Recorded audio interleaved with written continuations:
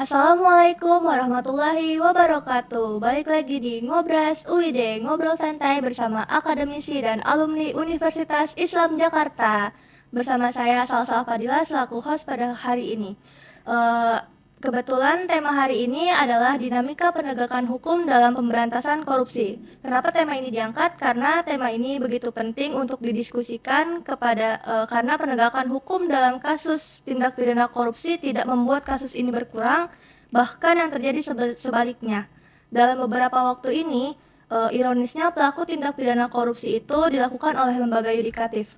Maka dari itu, pada episode kali ini kita sudah kedatangan Dr. Haji Abustam SHMH. Bapak, gimana kabarnya Bapak? Baik, alhamdulillah ya. Saya Alhamdulillah. kira ini suatu kesempatan yang Iya. membahagiakan ya. Terima kasih ya Bapak Ya. karena udah datang ke sini.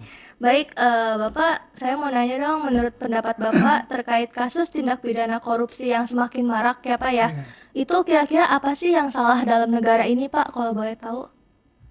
Ya, itu betul ya. Saya kira persoalan besar dan krusial yang dihadapi oleh bangsa kita sekarang ini adalah masalah korupsi. Iya, Ya, betul.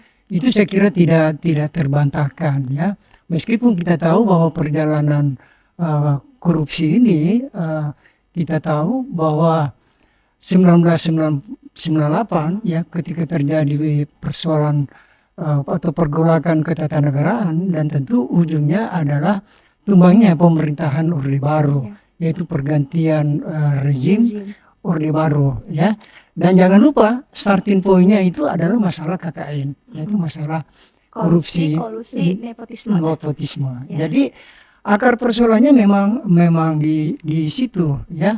Lalu kemudian dibentuklah untuk melengkapi komitmen itu dengan instrumen-instrumen hukum yang ada. Misalnya TAP MPR nomor 11 /MPR 1998. Tentu tujuannya ya supaya penyelenggaraan negara itu bisa dilakukan dengan bersih ya, lepas dari persoalan kolusi, korupsi dan nepotisme. Lalu kemudian dibuatlah undang-undang ya, yaitu Dasar Hukum Pemberantasan Korupsi yang kita kenal Undang-Undang Nomor 31 tahun 1999. Lalu lebih lanjut lagi dibuatlah regulasi lebih jauh yang mendukung. Bahkan lahirlah KPK, Komisi Pemberantasan Korupsi, yaitu Undang-Undang Nomor 30 tahun 2002. Nah, tentu semuanya ini tentu tujuannya supaya pemberantasan korupsi ini bisa diberantas dengan baik ya. Tapi lalu kemudian muncul lagi sekarang, saya kira itu tadi, memang perjalanan bangsa itu nggak pernah lepas daripada persoalan yang namanya korupsi. Oleh karena itu saya kira memang mau tidak mau dibutuhkan komitmen ya, konsistensi daripada penegak hukum dan pemerintah. Ya, soalnya kan akhir-akhir ini juga banyak ya Pak ya kasus korupsi yang marak, yang melibatkan justru aparat penegak hukumnya sendiri Pak yang bersangkutan. Nah, pertanyaan saya itu, apakah hal ini akan berdampak kepada kepercayaan publik terhadap sistem peradilan di Indonesia itu sendiri Pak? Ya, tentu saja. Pasti itu impact-nya itu akan akan menurunkan kredibilitas penegakan hukum itu sendiri ya. Karena pasti di benak publik itu akan selalu tersimpan dan akan selalu terngiang bahwa mana mungkin ya kita mau ini kalau penegakan hukum itu tidak berpihak pada keadilan ya. Nah, oleh karena itu mestinya imajinasi aparat penegak hukum itu ya memang harus nilai keadilan ya. Walaupun kita tahu bahwa tujuan daripada hukum itu sendiri ya, dalam teori klasik ya, ada namanya kemanfaatan ya, keadilan dan kepastian hukum ya. Tiga komponen ini yang memang saya kira itu tadi harus selalu terakomodir atau tercermin dalam setiap putusan produk daripada pengadilan. Tapi memang saya kira yang menjadi bukan lagi ironis tapi menjadi tragis sekarang ketika pengadil itu sendiri, sang pengadil yang memutus satu perkara justru terlibat melakukan hal tersebut ya Pak ya. katakanlah kita fair aja, misalnya dugaan ya penerimaan 60 M ya yang dilakukan oleh para pengadil, para hakim ya. Nah, ini tentu menjadi apa sih namanya, menurunkan ya wibawa dan kepercayaan publik ya terhadap pengadilan negeri ya. sendiri. Jadi sekarang memang sudah menjelma, sudah menjadi, istilah saya sudah menjadi judicial corruption ya. Bukan lagi pada individu tapi masuk pada pengadil sendiri, kepada lembaga yudikatif ya. Padahal sesungguhnya kalau kita latar belakangnya bahwa yudikatif ini dibuat ini ya secara terpisah, eksekutif dan DPR ya, dengan teori trias politika, tentu dimaksudkan supaya dia bisa bebas ya, bisa benar-benar memutus satu perkara itu tanpa beban-beban yang bisa merusak kredibilitas daripada pengadilan, karena pengadilan lah diharapkan sebagai benteng terakhir untuk memberikan keadilan. Nah, ini yang saya kira yang memang katakanlah pada akhir-akhir ini ya mulai muncul lagi ya. Dan itu saya kira kita harus akui juga secara jujur bahwa memang indeks persepsi korupsi ya secara di dunia itu ya memang agak berada kita Indonesia di nomor buncit ya. Karena dia ranking 162 ya. Nah, ini saya kira tentu memang menjadi motivasi ya. Karena bagaimana mau membangun negeri ini ya tentu harus diselesaikan dulu yang kita anggap tadi, yang saya katakan bahwa ini masalah besar dan masalah serius yang dihadapi oleh bangsa kita. Dan tentu saya kira memang menjadi haruslah menjadi agenda atau program terpenting daripada pemerintahan baru ini, yaitu presiden yang baru ini. Bagaimana betul-betul masalah korupsi ini bukan hanya menjadi hanya dalam retorika ya, tapi betul-betul bisa diimplementasikan. Atau dengan kata lain, bagaimana ide besar ini benar-benar bisa dilaksanakan ya. Tentu saya kira berbagai regulasi yang menjadi kebutuhan untuk pemberantasan korupsi harus secepatnya dihadirkan. Berarti kalau misalkan buat supaya nggak ada kepercayaan publik terhadap pemerintah itu sendiri, berarti bisa dimulai dari adanya pembentukan regulasi-regulasi mengenai tindak pidana korupsi apa ya. Terus juga berarti harus dari internalnya itu sendiri ya Pak ya. Yang harus diubah, yang harus dibentuk benar-benar supaya tindak pidana korupsi ini nggak semakin marak ya Pak ya. Jadi saya kira yang paling mendesak sekarang ini yang kita dengar bahwa bagaimana undang-undang misalnya perampasan aset itu ya, itu benar-benar harus dihadirkan. Jadi tentu bukan hanya pemberantasan korupsi, tetapi bagaimana bisa memiskinkan para koruptor ya. Ini yang saya kira yang menjadi efek jerah yang bisa yang bisa memang membuat para koruptor itu berpikir 1000 kali untuk melakukannya.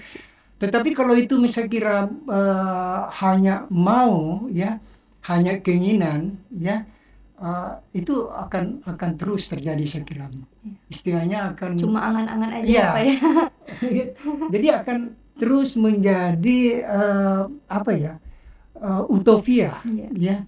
Sementara yang kita butuh sekarang ini adalah implementasinya pada level implementasi, langkah konkret dari pemberantasan korupsi itu. Nah, tentu kita tahu adalah bagaimana melengkapi dulu aturannya. Regulasi yang seperti ada ya, kita Pak ya. tahu bahwa dalam hukum ya, yang dikatakan Friedman ya, Lawrence Friedman itu bahwa di samping institusinya juga harus substansi Ya, hukumnya. betul. Tentu dalam hal ini regulasinya.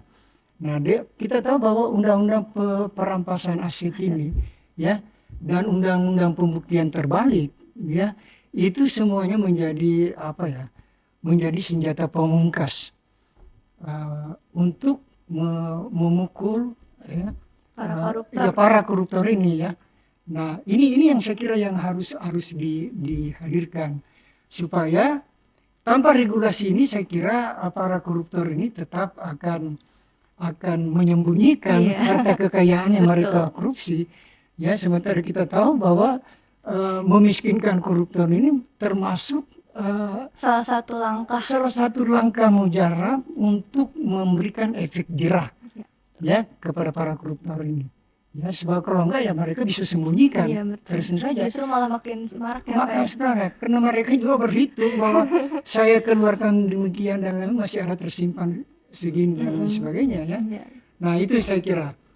Nah dan saya kira ini menjadi harapan tentu kepada pemerintahan yang baru ini ya, sebab bagaimanapun juga leadership dari kepada kepemimpinan itu tentu diharapkan ya, supaya bisa memberikan contoh ya, Iya. memberikan contoh soal keseriusan. Sebab kalau enggak bisa diberatkan seperti ikan, kalau kepalanya yang apa sih namanya, yang busuk tentu akan merambah semua ke yang lainnya. Tapi kalau kepalanya udah clear ya, betul-betul Ke bawahnya juga aman ya, ya, Pak ya. aman ya, tentu ada ketakutan. Iya. Nah inilah saya kira komitmen seperti itu ini ya. Jadi jangan apa sih namanya juga pemberantasannya itu juga angin-anginan ya, seperti kita lihat pada Orde Baru Iya. ketika bulan madu sudah selesai kembali lagi ya, karena tidak ada kesinambungan konsistensi daripada pemberantasan korupsi itu. Iya.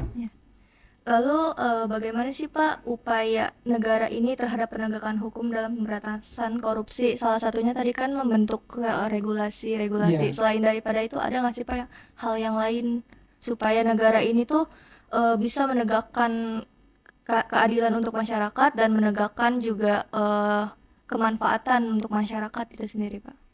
Iya, tentu saya kira yang menjadi sorotan tajam ya akhir-akhir ini ya tentu seperti istilah munculnya judicial corruption ya. Itu tentu ada di lembaga yudikatif ya. Nah oleh karena itu saya kira tentu memang perlu dipikirkan bagaimana misalnya di yudikatif ini betul-betul misalnya dilakukan rotasi ya, mutasi kepada hakim ya, diperketat ya, jadi hanya mungkin bisa diberikan reward ya kepada hakim-hakim yang dianggap berprestasi. Berprestasi yang bagaimana itu? Ya tentu dianggap putusan-putusannya itu yang memang mencerminkan keadilan ya, memang memberikan maaf ya dalam tanda petik pemihakan kepada rakyat ya, yang mampu menjaga nurani keadilan rakyat. Tentu saya kira putusan-putusan yang kontroversial ya, apalagi itu justru melukai rasa keadilan masyarakat, saya kira itu harus dipertimbangkan dan diberikan sanksi ya. Kita lihat bahwa di hakim ya ada komisi yudisial kan, pengawasan eksternal, ada pengawasan internal tentu di tubuh yudikatif itu sendiri. Nah oleh karena itu saya kira ini tentu harus punya rekam jejak hakim-hakim yang bagus yang punya nilai bobot ya. Tentu ini nggak ada salahnya diberikan reward, promosi, karena dianggap ya, apalagi kalau putusannya itu bisa dianggap sebagai role model misalnya ya, atau bisa menjadi menjadi acuan untuk hakim-hakim selanjutnya ya, supaya hakim-hakim selanjutnya juga nggak bisa melakukan hal yang sama ya Pak ya, kayak yang tindak pidana korupsi itu sendiri ya Pak ya. Jadi kayak apa namanya, si putusan-putusan atau regulasi ini bisa Ya, berpihaknya lebih ke rakyat ya Pak ya. iya, itu saya kira yang itu ya, sehingga apa ya, kepercayaan ya, trust daripada lembaga yudikatif ini tentu semakin menemukan anunya ya, kepada masyarakat Iya. ya. Nah itu tadi, tapi kalau yang kita lihat bagaimana hakimnya justru memberikan pemihakan kepada konglomerat, apa ya, kepada korporasi, apalagi kalau korporasi itu dianggap korporasi raksasa ya, yang notabene justru apa ya, dalam realitasnya membuat kesenjangan dengan rakyat, tapi diberikan putusan lepas ya. Yang mendukung mereka Ya, justru malah ya, semakin ini tentu apa sih namanya, harapan rakyat ini semakin terpuruk kan. betul.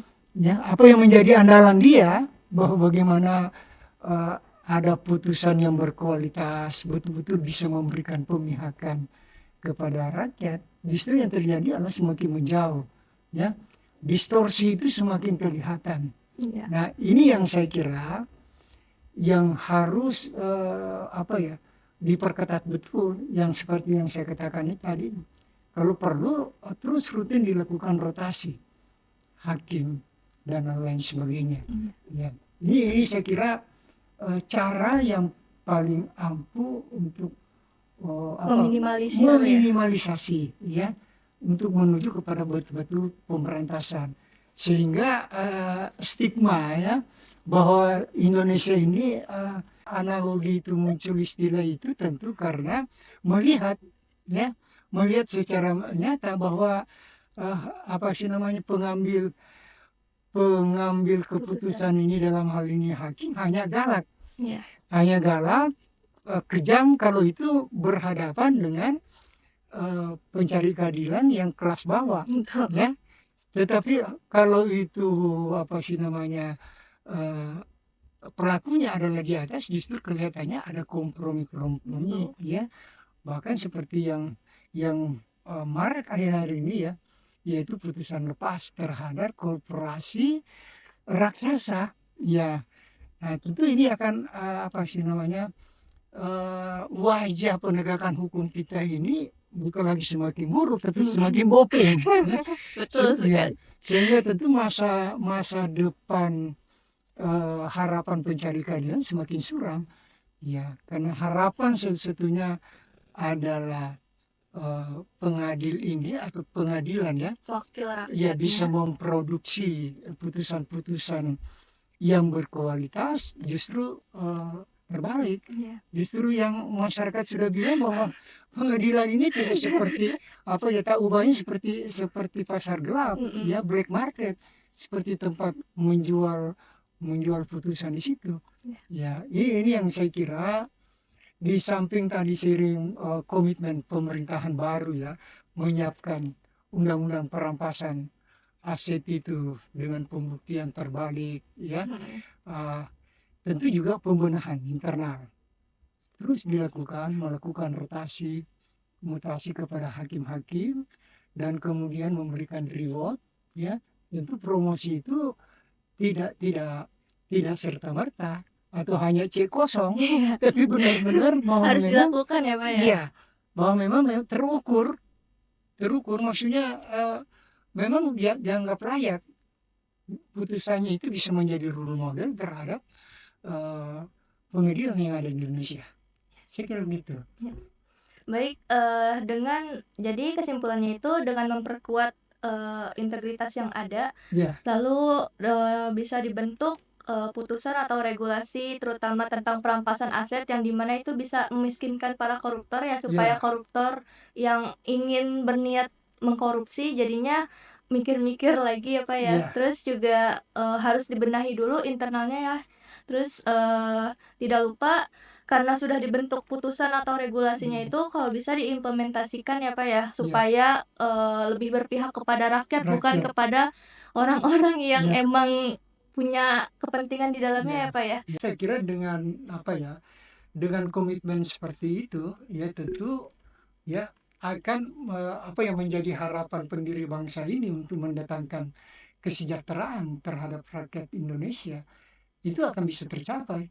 Sebab apa sih namanya, dana-dana yang banyak dikorupsi ini, ya, tentu lebih banyak mengalir kepada kesejahteraan rakyat, Iya. ya.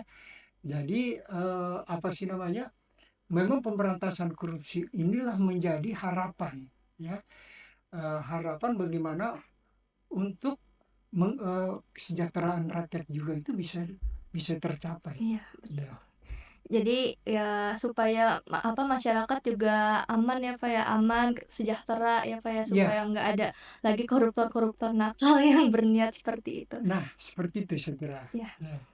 Baik, mungkin itu aja kali ya Pak ya, Ya. pembahasan kita pada kali ini. Semoga pembahasan kita pada kali ini bisa membawa manfaat untuk teman-teman dan bisa menjadi pelajaran baru ya Pak ya, supaya pemerintah tuh mengambil langkah yang tepat untuk membuat regulasi perampasan aset ya Pak ya, terutama ya. Ya, itu saja. Baik, Bapak terima kasih ya Pak ya karena Baik. udah hadir di acara podcast saya Baik, kali ini. baik. Mungkin nanti Ya. kita akan ngobrol lagi ya Pak ya selanjutnya. Oke. Ya, Dan sekian dari terima kasih. saya. Kurang lebihnya mohon maaf. Wassalamualaikum warahmatullahi wabarakatuh. Wah.